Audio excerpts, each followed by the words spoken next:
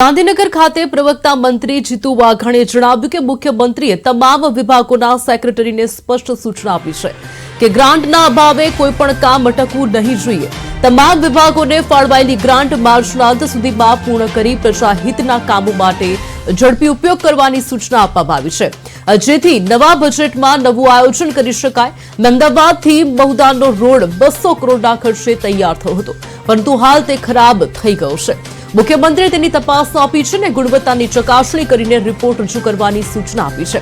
ઓક્ટોબરમાં કમોસમી વરસાદથી થયેલા નુકસાન માટે કુલ 33,08,951 અરજીઓ મંજૂર કરવામાં આવી છે। અત્યાર સુધી 32,49,424 ખેડૂતોને સહાય મળી ચૂકી છે, જ્યારે 2,24,386 લોકોના ખાતામાં ઓનલાઈન જમા પણ થઈ ગયા છે। ટેકાના ભાવે ખરીદી કરવા માટે આધાર અને બાયોમેટ્રિક સિસ્ટમથી પ્રક્રિયા શરૂ કરવાની ગુજરાતે શરૂઆત કરી છે। ટાંકી ધરાશાયી થવા મુદ્દે પણ મુખ્યમંત્રીએ કેબિનેટમાં ચર્ચા કરી છે અને તમામ વિભાગોને ગુણવત્તાની ચકાસણી માટે કડક સૂચના આપી છે। કોઈપણ વિભાગમાં ગુણવત્તા મામલે કોઈ સમાધાન ન થાય તેવા સ્પષ્ટ નિર્દેશ આપવામાં આવ્યા છે।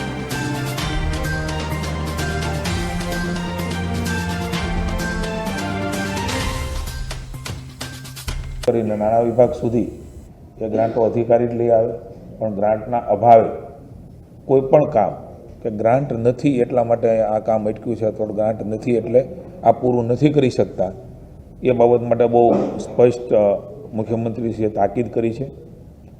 ગ્રાન્ટના અભાવે કોઈ પણ કામ ન અટકે અને જ્યારે જરૂર પડે ત્યારે એ ગ્રાન્ટ જ્યાંથી પણ મેળવવાની હોય અધિકારીની જવાબદારી છે, એ મેળવીને જનતાના કામમાં રૂકાવટ ન થાય એમણે આજે સૂચનાઓ આપી છે। સાથે સાથે તમામ વિભાગોને બજેટમાં ફાળવાયેલી ગ્રાન્ટ એ માર્ચના અંતિમ સુધીમાં જ્યાં વાપરવા યોગ્ય છે, જે જનતાના હિતની છે, કોઈ વાર જરૂર જણાતી હોય છે ત્યારે ગ્રાન્ટ એલોકેશન થતું હોય છે, પણ પછી સમય સંજોગો પ્રમાણે એ પ્રજાના ક્યારેક કાર્યમાં ઉપયોગી ન હોય, એ સિવાયની પ્રજાહિતની તમામ ગ્રાન્ટો ઝડપથી વપરાઈ જાય।